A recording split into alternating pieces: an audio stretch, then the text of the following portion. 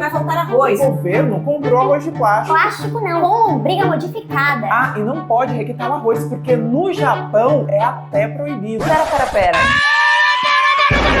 O que não falta nessa rede social nos últimos tempos é gente dizendo um bando de absurdos sobre o arroz, desde as enchentes que afetaram o Rio Grande do Sul, que é o principal produtor do alimento no país. E aí, no mundinho das fake news, ele já virou o próprio arroz de festa. O problema é que o assunto é sério. Então vamos lá explicar o que procede ou não nessa história toda. Afinal, vai faltar arroz?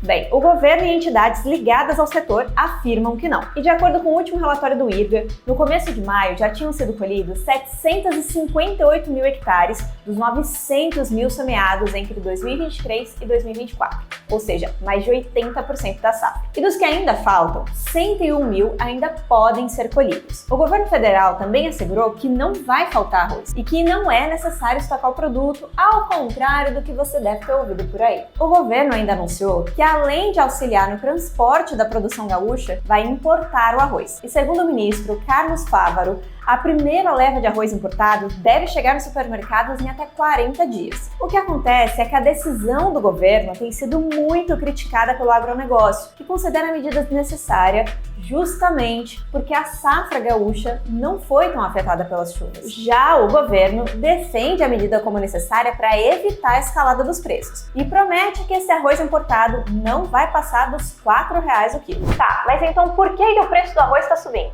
Bem, de fato, o custo do alimento disparou. Antes das chuvas, por exemplo, uma saca do arroz de 50 quilos custava menos de R$ 100. E em 21 de maio, o preço dessa mesma saca já havia subido mais de 20%, passando de R$ 120. E para você ter uma noção, esse aumento é próximo ao que aconteceu no ano inteiro de 2023. E acontece que, mesmo com a maior parte da safra preservada, questões logísticas, como estradas destruídas, dificultaram o escoamento do sul para o restante do país. E essa incerteza toda fez surgir uma corrida aos supermercados, até o ponto de que alguns lugares tiveram que limitar o número de quilos de arroz vendidos por pessoa. Tá, mas esse arroz importado, ele é mesmo seguro?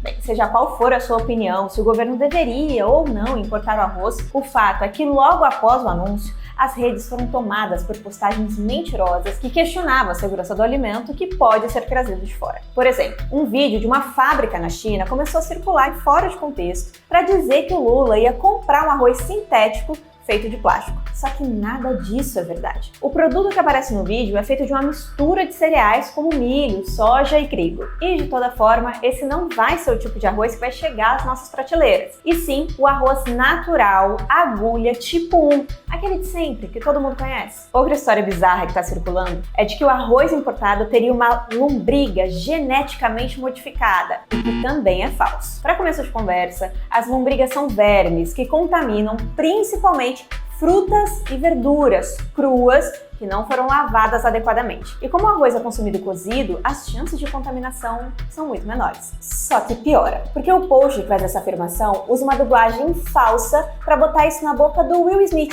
Sim, você não ouviu errado. O ator que nunca falou isso. E para completar, como a gente já falou aqui, o tal arroz comprado pelo governo ainda nem chegou. E aproveitando que o assunto estava fervendo, ainda teve gente dizendo que comer arroz requentado pode fazer mal e que no Japão isso seria proibido. E aqui a gente já adianta que a gente foi atrás disso e viu que é falso. Mas se você também quiser saber mais sobre essa fake e conferir dicas de como preservar o seu arroz do dia anterior com segurança, é só conferir a nossa reportagem completa lá no link da bio. Mas antes da saída do vídeo, voltando, o fato é que as fakes sobre o tema, elas não param. Então se você quer se manter bem informado e longe de mentiras, continue acompanhando aos fatos.